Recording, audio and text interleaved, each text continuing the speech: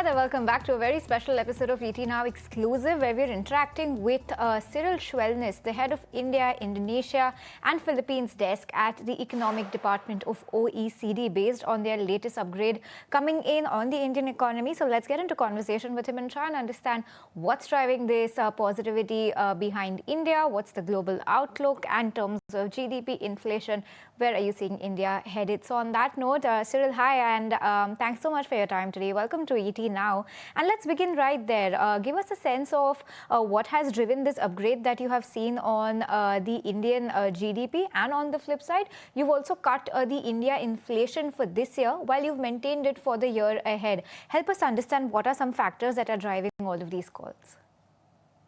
Hi, good day. So indeed, we revised our GDP forecast up since June, and that reflects a combination of several factors. And essentially, the key upside revision was the very good GDP number in the first quarter of the fiscal year in India that came out just recently in August, and which basically led to a revision of 1 percentage point of our forecast. But that is to some extent, moderated by the recently imposed bilateral tariffs by the US, which we estimate to reduce GDP growth by about 0.5 percentage point for the upcoming fiscal year.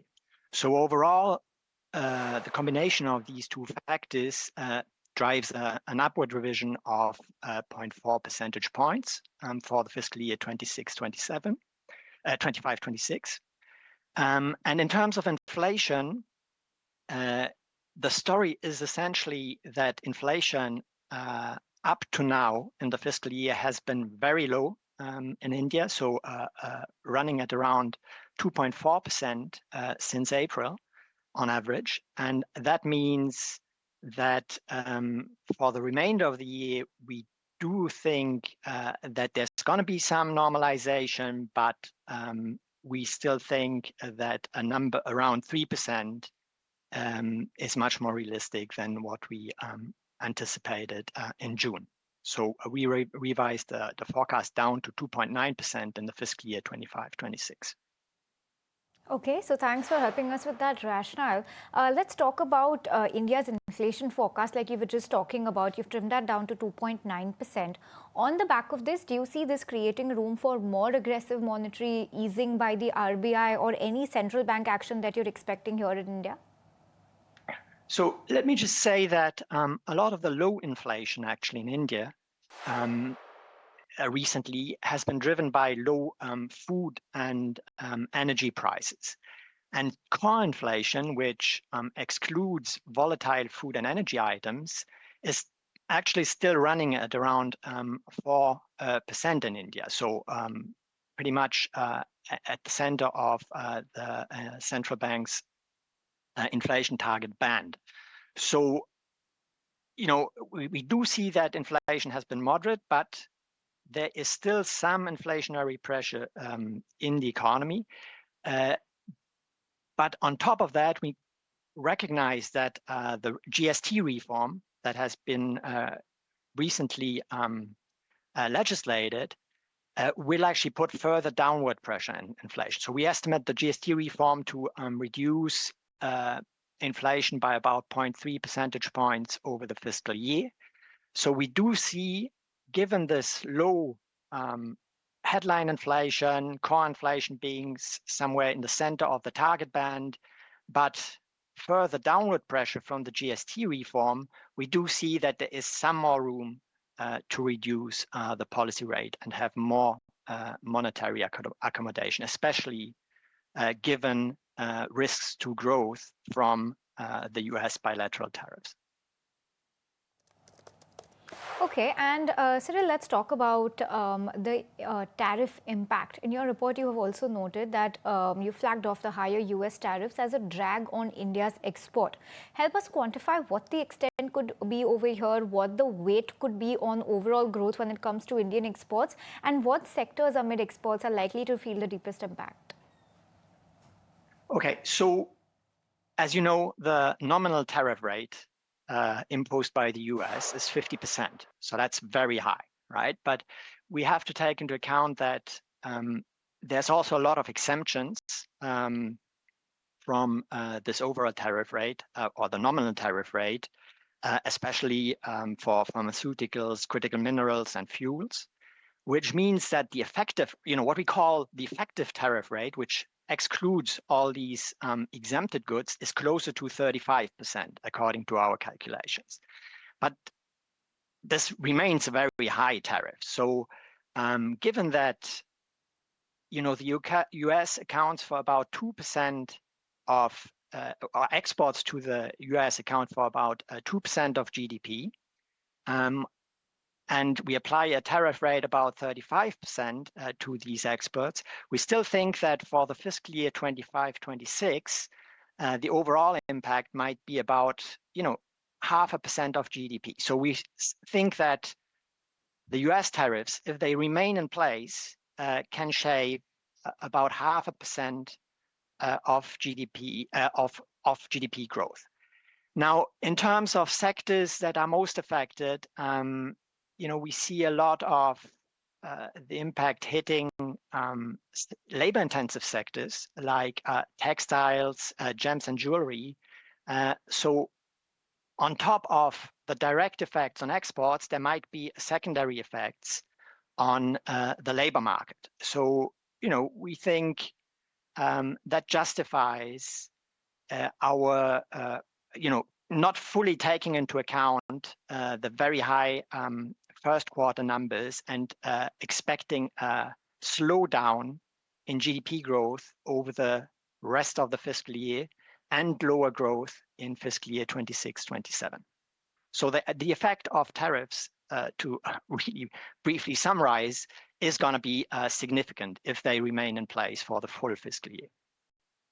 Right, point taken. And let's talk about your outlook on the world economy. The OECD is actually pegging in the world economy at a 3.2% growth, which is higher than what you had estimated earlier. Help us understand what are some key factors driving this upgrade, because you do have a lot of different geopolitical pressures brewing up. You have wars happening, you have rare earth metals shortage happening on one end, you have tariffs that are taking place, so that's a constantly evolving scenario. What is still, despite all of these factors, making you confident about the overall global economy headed towards the positive?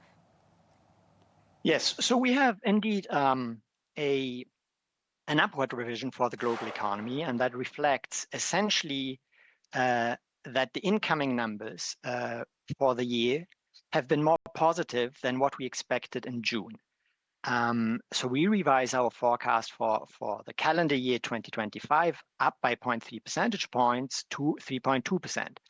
That mainly is driven, according to our analysis, by the impact of the tariffs imposed by the US not being fully felt yet. And so essentially what businesses have been doing up to now is to build inventories ahead of the tariffs, and to some extent also eating the tariffs in the US, so not fully passing on the higher tariffs to consumer prices.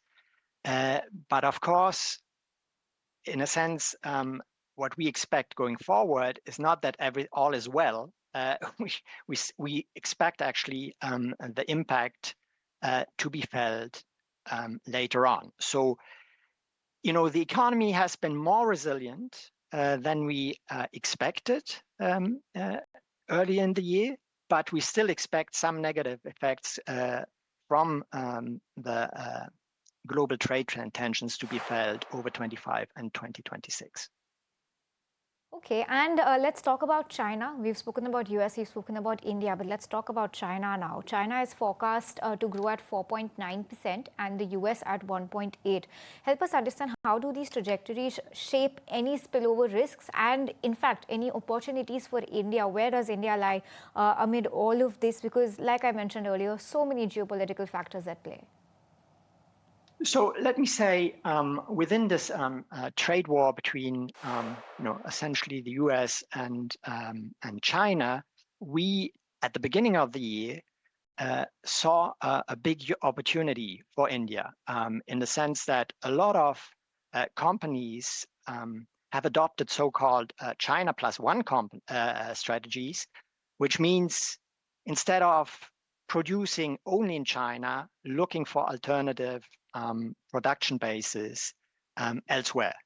So countries that had initially benefited from this China plus one companies in the first Trump administration are Vietnam, for instance, whereas India has not benefited so much.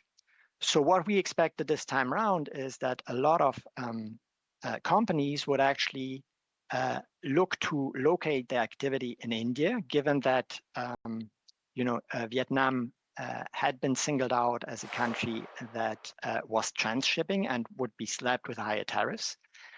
But the situation is now that actually the highest tariffs in Asia and even higher than in Southeast Asian countries are on India, which means the incentives for companies to locate their production in India is not very strong. And how we see this being resolved is actually that India also needs to move or to pull other policy levers, for instance, making trade agreements with other big economies, including the European Union, that would be helpful to diversify the exports. And we see, secondly, also an important role for actually also, to some extent, liberalizing the trade regime, reducing tariffs for imports to actually improve incentives for companies to locate in India, even though exports to the US are restricted. So two levels to actually benefit from the current geopolitical situation is to liberalize trade further and to look for alternative trade agreements in other parts of the world. And lastly, Cyrille, before we let you go, just help us understand your take on the fresh round of tariffs that we've seen this morning, largely not aimed at India, but it's actually economies like China, Taiwan, Vietnam that could stand to see a major blow, because you do have 100% tariff on branded pharma, 50% tariff on kitchen cabinets, 30% on upholstered furniture, and 25% on trucks. So on the back of this, do you think this is a meaningful move enough for you to shift your needle perhaps on your outlook on the Chinese economy? So I'm not going to talk too much to the Chinese economy, but because that is not my area of expertise as the head of the India desk. But we've had a very brief look at the measures, of course, enacted by the US or announced by the US, and the impact on India from this first look seems to be relatively limited. Indeed, the tariffs on pharmaceuticals seem to be on branded and patented pharma goods. And this will, of course, have an impact on India. The pharmaceutical exports to the US from India are very high. But the bulk of pharmaceutical exports are actually generic drugs, right? And so we don't expect these measures to have a very large impact on the macro outlook. They will have impact on, of course, specific enterprises, but at the macro level, we expect the impact to be relatively mild, and we don't expect to fundamentally change our outlook on India for this reason. Okay, Cyrille, really appreciate your outlook. Thanks for taking us through the entire rationale behind the report. It's a very interesting one. And once again, thanks so much for your time, and thanks for speaking to us here at ET Now. Thank you for having me. Bye-bye. Okay, well, so that was the outlook on the OECD report that has upgraded the outlook on the Indian GDP, also cut its forecast for the Indian inflation in the near term while staying put for their FY27 outlook. On that note, we'll slip into a very short break and be right back on the other side.